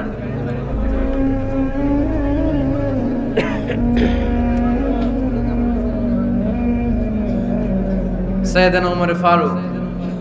আমরা সাহাবীদের জীবন চরিত পড়তে চাই না, কত যে অনুপ্রেরণামূলক দৃষ্টান্ত সাইয়েদনা ওমর ফারুক আমাদের জন্য রেখে গিয়েছে। ওমর ফারুক যখন খলিফা, দিনের বেলায় যদি রাষ্ট্রে কোনো নিয়ম জারি করতেন, দিনের বেলায় জনগণকে কোনো বিষয়ে যদি নিষেধ করতেন, রাত্রে বেলায় খাওয়ার সময় ফ্যামিলি মেম্বারদের সবাইকে বলতেন, এই দিনের বেলা আমি জনগণকে এই কাজ করতে নিষেধ করেছি, তোমরা আমার ফ্যামিলি মেম্বার, খবরদার তোমরা এই কাজ করো না। জনগণ করলে যতটুকু শাস্তি, তোরা করলে পাবি ডবল শাস্তি। সুবহানাল্লাহ কইবেন না? আমাদের নেতারা ওই বাড়ির বিচার করে, ওই বাড়ির মাইয়ার বিচার, ওই বাড়ির পোলার বিচার, নিজের পোলা গাঞ্জা টানে আছে না নাই? নিজের মেয়ে অপরাধ করে আছে না নাই? কি নেতা ছিলেন ওমর ফারুক! আগে নিজের ঘর সামলিয়েছেন, আগে নিজেকে সামলিয়েছেন, নিজের ঘর ঠিক করেছেন। বলেছেন জনগণ করলে যত ব্যাদ, তোরা করলে double bad. This is call leader, ঠিক কি না? এক বাবা এসে বললেন, ওমর ফারুক আমার ছেলে কথা শোনে না, বেয়াদব। ওমর ফারুক ছেলেরে ডাকলেন, বাবা তুমি তোমার আব্বাজানের কথা শোনো না, এটা তো কবিরা গুনাহ। ছেলে বলে, ওমর ফারুক সব দায় দায়িত্ব আল্লাহ ছেলে মেয়েদেরকে দিয়েছে, বাবা মাকে কোনো দায়িত্ব দেয় নাই। ওমর ফারুক বললেন, অবশ্যই দায়িত্ব দিয়েছে। তাহলে বলেন আমার বাবার দায়িত্ব কি? উনি বললেন, প্রাইমারিলি প্রথমত 3 দায়িত্ব।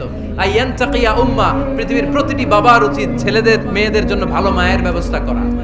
2 নম্বরে আইয়ুহসিনা ইসমা, সুন্দর তার একটা নাম রেখে দেয়া। 3 নাম্বার ইউআল্লিমাহুল কিতাব, তার আল্লাহর কিতাব শিক্ষা দেওয়া। এবার ছেলেকে আমার আব্বা 3টার একটাও করে নাই। এবার ওমর ফারুক রেগে গেলেন, বাবার কাঁধে ধরলেন, বললেন তুই ছেলের জন্য বিচার নিয়ে আসলি, তোর 3টা দায়িত্বের একটাও তুই পালন করিস নাই। ছেলে বলে, আমিরুল মুমিনিন, আমার মা নর্তকী, আমার মা মাজুসি, আমার মায়ের মধ্যে কোনো আদব কাদব নাই, সুন্দরী দেখে আমার মা রে বাবা বিয়ে করছে, আমার মায়ের কাছ থেকে জীবনে কিছু শিখি নাই। 2 নাম্বার সাম্মানি খানফাসা, আমার বাবা আমার নাম রেখেছে চামচিকা। কি নাম রাখছে? এটার নাম হইলো একটা, এরকম উল্টাপাল্টা নাম আছে না নাই? না, এগুলো রাখবেন না। আব্দুল্লাহ রাখবেন, আব্দুর রহমান রাখবেন। আরেকটা কি বলছি আজকে? হুযায়ফা রাইখা দিয়ে পারবেন? ওয়ালাম ইউআল্লিমনি হারফাম মিন কিতাবিল্লাহ, আমিরুল মুমিনিন। শুধু তাই না, আল্লাহর কোরআনের একটা অক্ষর আমার বাবা কোনোদিন আমারে শিক্ষা দেয় নাই। ওমর ফারুক রেগে গেলেন, এবার বাপের কান্দে ধইরা মারতে শুরু করলেন। তুই পোলার নামে বিচার নিয়ে এসেছিস, তোরে মার দিমু আগে। এরকম নেতার দরকার আছে না নাই? মদিনায় এক লোক তার বউরে রাগের চোটে 100 তালাক দিয়ে ফেলছে। কয় তালাক? দেয়ার নিয়ম কয়টা? দিছে কয়টা? এবার স্ত্রী কাঁদতে কাঁদতে এসে বলে, আমিরুল মুমিনিন দেখেন, আমার স্বামী আমারে রেগে মেগে 100 তালাক দিচ্ছে। ওমর ফারুক বললেন, দইরা নিয়ে আয়, এটা নিয়ে আসা হলো। ওমর ফারুক বললেন, কয়টা তালাক দিয়েছো? কয় 100টা। কেন দিছো? কয় মাথা গরম আছিল। এরকম আছে না? তালাক দেওয়ার সময় সব তালাক, তুই তালাক, তোর মা তালাক, তোর বোন তালাক, সব তালাক। তালাক দিবে ওয়াইফ রে, দিতেছে সবাই রে। তো ওমর ফারুক বললেন, দিবে 3টা, 100টা দিলা কেন? কয় মেজাজ গরম ছিল। কয় দাঁড়া, আত-তালাকু মিন শাআইরিল্লাহ, তালাক হচ্ছে আল্লাহর দেয়া বিধানের একটা নিদর্শন। এটা নিয়ে তুই খামখেয়ালি করলি? আমার রায় শোন, আমার রায় হচ্ছে 3 তালাকে তোর বউ তালাক, বাকি 97 তালাক তোর পিঠের উপরে পড়বে। এরকম বিচারের দরকার আছে না নাই? এরকম দৃষ্টান্তমূলক বিচার যদি বাংলার জমিনে দেয়া হতো, আর কোন নারী ধর্ষিতা হতো? আর কোন নারীকে অ্যাসিড মারা হতো? আর কোন নারী যৌতুকের জন্য কান্না করত? একটা আমল লাগবে, বেশি না। কয়টা লাগবে? তিনি গভর্নর সিস্টেম চালু করেছিলেন, governor system, Islamic state. Bahrain, ইয়ামান, মিসর, কুফা, বসরা, মক্কা, মদিনা, এই 7 জায়গায় 7 জন গভর্নর পাঠিয়েছেন। তাদের থেকে তথ্য নিতেন। এই গভর্নর সিস্টেম উনি বানিয়েছেন। সাইয়েদনা আমর ইবনে আল-আস রাদিয়াল্লাহু তাআলা আনহুকে পাঠিয়েছেন মিশরে। মিশরে একটা দৌড় প্রতিযোগিতা হতো। ওই দৌড় প্রতিযোগিতায় আমর ইবনে আল-আস রাদিয়াল্লাহু তাআলা আনহুর ছেলে অংশগ্রহণ করেছে। কিন্তু এক মিশরি ওই দৌড় প্রতিযোগিতায় চ্যাম্পিয়ন হয়ে গেছে, রানার্স আপ হয়েছে আমর ইবনে আল-আসের ছেলে। এবার মিশরি ফার্স্ট আর গভর্নরের ছেলে সেকেন্ড। রাগের চোটে আমর ইবনে আল-আসের ছেলে ওই মিশরির মাথার মধ্যে কয়েকটা বাড়ি মেরেছে। মিশরি বলে, আমার মাল্লা কেন? তুমি খেলাই পারো না, আমারে মাল্লা কেন? কয়, আনা ইবনুল আকরামিন, আমি গভর্নরের পোলা, আমি যা বলবো এটাই হবে, আমার উপরে কথা নাই। মিশরি ওইখানে আর ঝগড়া বাঁধায় নাই, মনে দুঃখ নিয়ে মদিনায় চলে আসলেন। এসে বললেন, আমিরুল মুমিনিন, আপনি আমর ইবনে আল-আস রাদিয়াল্লাহু তাআলা আনহুকে মিশরের গভর্নর বানিয়ে পাঠিয়েছেন। একটা প্রতিযোগিতায় আমি চ্যাম্পিয়ন হয়েছি, ওনার ছেলে হয়েছে রানার আপ। কেন সে চ্যাম্পিয়ন হতে পারে নাই? এই কারণে আমার মাথায় লাঠি দিয়ে 3টা বাড়ি মেরে বিচারটা দিছে কার দরবারে? কথা বুঝেন নাই বোধহয়? ওমর ফারুকের দরবার। ওমর ফারুক বললেন, তাই আগামী বছরের অমুক তারিখ আমি সব গভর্নরদেরকে ডেকে হিসাব নিতে, ওই দিন তুই থাকবি, পারবি না? মিশরে বলে, পারবো মানে অবশ্যই পারবো। ওই দিন 7 রাজ্য থেকে 7 গভর্নর হাজির, গভর্নরদের ছেলেরাও হাজির, মিশরীয় হাজির। 7 গভর্নরের কাছ থেকে 7 এলাকার খোঁজ খবর নেয়ার পরে ওমর ফারুক বললেন, আইনাল মিসরি, মিশরি লোকটা কই, এদিকে আয়। মিশরি সামনে আসার পরে বলল, আমর ইবনে আল-আস, তুমি মিশরের গভর্নর, তোমার ছেলে সহ তুমি আসো। আমর ইবনে আল-আস এসে সামনে বসে রইলেন। এবার বললেন, ও আমর ইবনে আল-আসের ছেলে, তুমি নাকি ইবনুল আকরামিন গভর্নরের ছেলে, তুমি যা বলবা মিশরে নাকি তাই হবে, তোমার নাকি অনেক দাপট। নিজে একটা লাঠি এনে মিশরীর হাতে দিয়ে বলল, এবার তোর মাথায় যতটা মারছে তুই ততটা গুনে গুনে মার, আমি দেখবো। আমর ইবনে আল-আস দেখবে, আমর ইবনে আল-আসের ছেলেরে তুই এখানে মার। সে বলতেছে, থাক, আপনি বলছেন এতেই যথেষ্ট, মারা লাগবে না, আমি মাফ করে দিলাম। ওমর ফারুক বলল, খবরদার, মার, মার ওর মাথার মধ্যে। মিশরি ওমর ফারুকের ধমক শুনে ভয়ে ভয়ে 3টা বাড়ি মারল। এই বাড়ি মারা দেখেও ওমর ফারুকের হৃদয় ঠান্ডা হয় নাই। লজ্জায় আমর ইবনে আল-আস, বয়স হয়ে গিয়েছে, সাহাবা, মাথা তখন টাক, মাথায় চুল নাই, লজ্জায় মাথাটা হেট হয়ে মাথাটা নিচু করে রেখেছে। এবার রাগের চোটে ওমর ফারুক বললেন, এবার আমর ইবনে আল-আসের টাক মাথার মধ্যে একটা মার। মা কেন ছেলেকে শিক্ষা দিতে পারে নাই? ইয়া আমর ইবনে আল-আস, মাতা জাআলতুমুন নাস আবিদা, তোমরা কখন মিশরীদেরকে নিজেদের দাস বানায় নিলা? ওয়াকাদ ওয়ালাদাতুম উম্মুহুম আহরারা, আর ওদের মায়েরা তো ওদেরকে স্বাধীন সন্তান হিসেবে প্রসব করেছে। মানুষদের উপর ক্ষমতাগিরি করার জন্য গভর্নর পাঠাই নাই। খবরদার, জনগণ তাদেরকে দেখভাল করার জন্য তোমাদেরকে পাঠানো হয়েছে, তাদের উপর কোনো অত্যাচার করার জন্য নয়। চিল্লায় বলেন ঠিক কি না? এরকম নেতা কয়টা লাগবে? কয়টা? ওই নেতার নাম কি? ওমর। হুয়া ইয়াতি ওমর। 22 জায়গায়, বিশ্বনবী কয় একটা, ওমরে ফারুক বলে আরেকটা। আল্লাহ বলে বিশ্বনবী আপনার পক্ষে আমি আয়াত নাজিল করতে পারলাম না, আমি ওমরের পক্ষে নাজিল করে দিলাম। বিশ্বনবী বলতেন ইন্নালি কুল্লি উম্মাতিন মুহাদ্দাস, সব উম্মতের মধ্যে, সব নবীর উম্মতের মধ্য থেকে একজন করে আল্লাহ তাকে মুহাদ্দিস বানাতো। মুহাদ্দিস না মুহাদ্দাস। মুহাদ্দাস মানে এমন লোক যিনি যা ভাবতো ওই ভাবনাটাই আল্লাহ আয়াত হিসেবে নাজিল করে দিতেন। বিশ্বনবী বলেন আমার উম্মতের মধ্যে মুহাদ্দাস হচ্ছে সাইয়েদনা ওমর। মদিনার সবচেয়ে বড় মুনাফিকের নাম আব্দুল্লাহ ইবনে উবাই ইবনে সালুল, সব মুনাফিকদের সরদার। কিন্তু এই মুনাফিকের ছেলেটা হলো পাক্কা ইমানদার। এই ছেলের নাম হলো আব্দুল্লাহ। আওয়াজ করে বলেন ছেলের নাম কি? আব্দুল্লাহ ইবনে উবাই ইবনে সালুল। মুনাফিক সরদার যখন ইন্তেকাল করলো, সাইয়েদনা আব্দুল্লাহ রাদিয়াল্লাহু তাআলা আনহু বিশ্বনবীর কাছে এসে চোখের পানি ছেড়ে ডেকে বলে নবী আপনিও জানেন আমিও জানি, মদিনার সবাই জানে আমার আব্বা মুনাফিকদের সরদার, কিন্তু আমার মন তো মানে না, আমার তো পিতা, আমার তো বাবা লাগে, আমার তো মন মানে না। আপনিও জানেন মুনাফিক, আমিও জানি মুনাফিক। নবী আপনার দরবারে কিছু আমি চাই না, আপনার গায়ের একটা জামা দেন, আপনার জামাটা পরিয়ে আমার বাবারে দাফন দিব। এর উসিলায় যদি আমার আব্বারে আল্লাহ মাফ করে দেয়, দয়ার নবী মায়ের নবী জামা খুলে দিয়ে দিলেন। পড়েন সুবহানাল্লাহ।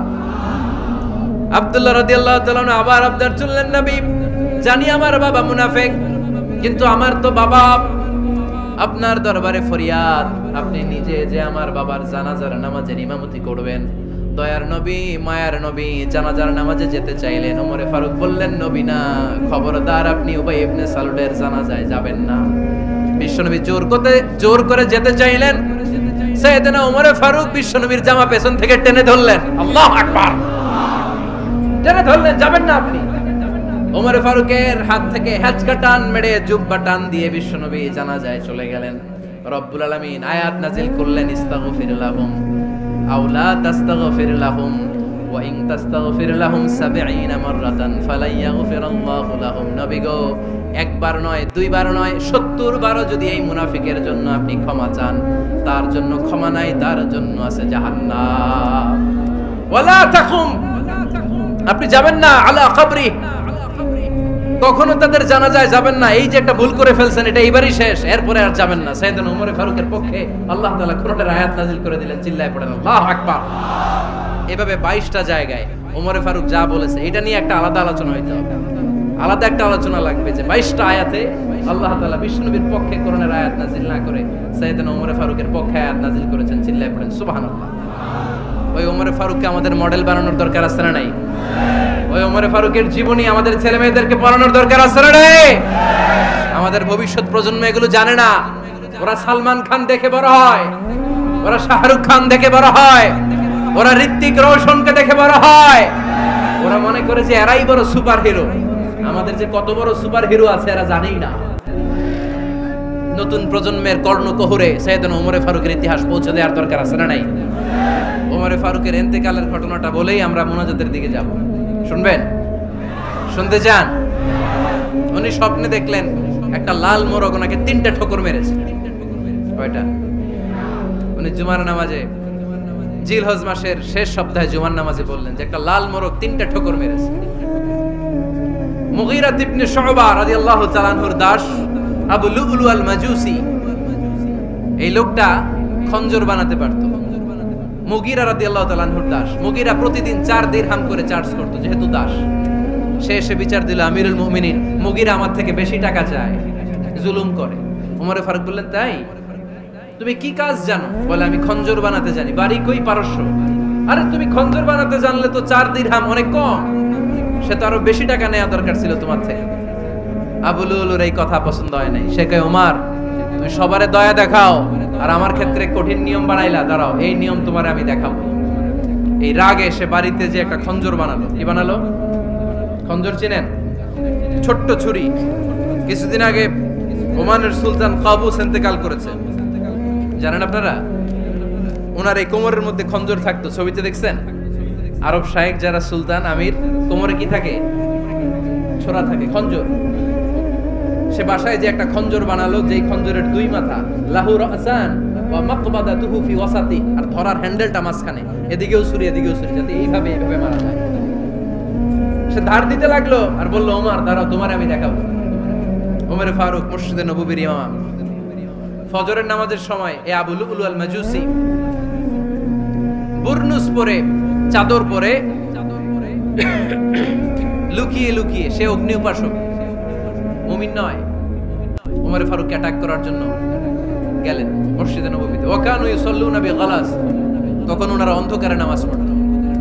নামাজের সময় যখন হলো, লুকিয়ে লুকিয়ে প্রথম কাতারে ওমর ফারুকের পিছনে মুয়াজ্জিনের পাশেই দাঁড়ালেন, হাতে খঞ্জর। ইকামত হলো, ওমর ফারুক সালাত শুরু করলেন, ফজরের সালাত, আল্লাহু আকবার। নামাজ শুরু করলেন, সূরা ফাতিহা বললেন। আরেকটা সূরা যখন পড়তে যাবেন, in the mean time Abu Lulu এই খঞ্জর নিয়ে ওমর ফারুকের বুকের মধ্যে 3টা স্টেবিং করলেন। একটা মারলেন নাভির নিচে, মারার সাথে সাথে পাকস্থলী কেটে গেল।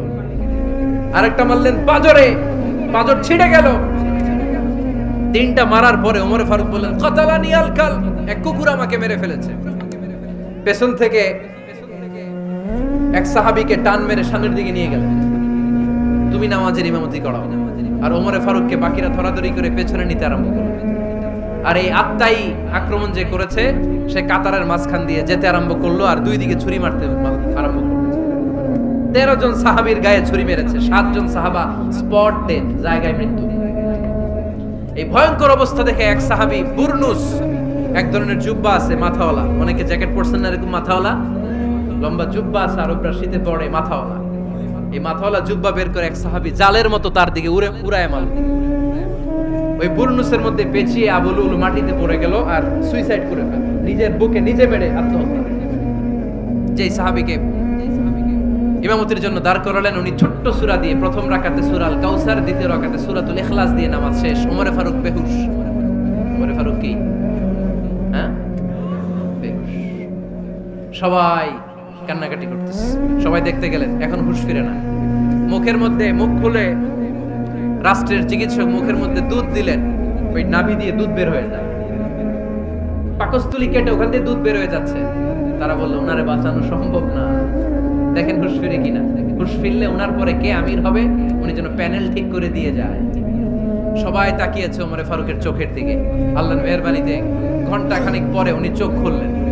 চোখ খোলার পরেই বলেন নাই, ও মা আমি মরে যাই। চোখ খোলার পরে উনি বলেন নাই, কে মারলো আমারে। চোখ খোলার পরে উনি বলেন নাই, আমার পরে নেতা কে হবে। চোখ খোলার পরে সর্বপ্রথম কথাটি ছিল, আসল্লান নাস, আমার নেতৃত্বে যে ফজরের নামাজটা শুরু হয়েছিল, এটাকে ঠিকমতো তোরা পড়েছিলি? আমার নেতৃত্বে যে ফজরের জামাত শুরু হয়েছিল, সেটা ঠিকঠাক মতো সমাপ্ত হয়েছিল কিনা আগে বল। আসল্লান নাস, নামাজটা হয়েছে কিনা বল। সুবহানাল্লাহ কইতে পারলেন না? This is Omar, hour super hero. নেতা অনেকগুলো লাগে না, এরকম নেতা একটাই যথেষ্ট, যে গোটা বিশ্বকে কাঁপায় দিতে পারে। চিল্লায় বলো ঠিক কিনা? আমরা চাই আমাদের ছেলেগুলো ওমর ফারুকের মতো বড় হোক। আমরা চাই আমাদের ছেলে মেয়েগুলো খাব্বাব, খুবাইব, সাইয়েদনা আলী, উসমান, আবু বকর রাদিয়াল্লাহু তাআলা আনহুর অনুসরণে বড় হোক, ঠিক কিনা? আমরা একটা ওমর চাই, যিনি আমাদেরকে সালাতের শিক্ষা দিয়ে গিয়েছেন, ইন্তেকালের আগে বলেছেন সাল্লান নাস। এজন্য আমরা যেন নামাজ কখনো নষ্ট না করি। আল্লাহর জমিনে দিন বাস্তবায়ন আসাদ্দুহুম ফি আমরিল্লাহি ওমর রাদিয়াল্লাহু তাআলা আনহুর মতো এত কঠোর কেউ ছিলেন না। তাই দিন বাস্তবায়নে আমরা যেন কাউরে ছাড় না দেই। সবার আগে আল্লাহর দিন, সবার আগে আল্লাহর কোরআন, সবার আগে আমার ইসলাম, ঠিক কিনা? চাইলেই কেউ এদেশ থেকে ইসলামরে মিটাই দিতে পারবে না। যে দেশে আল্লাহু আকবার ধ্বনির সাথে সাথে সূর্য উঠে যায়, আল্লাহু আকবার ধ্বনির সাথে সাথে সূর্য ডুবে যায়, সে দেশে আর কিছু থাকবে না থাক, আমার ইসলাম থাকবেই।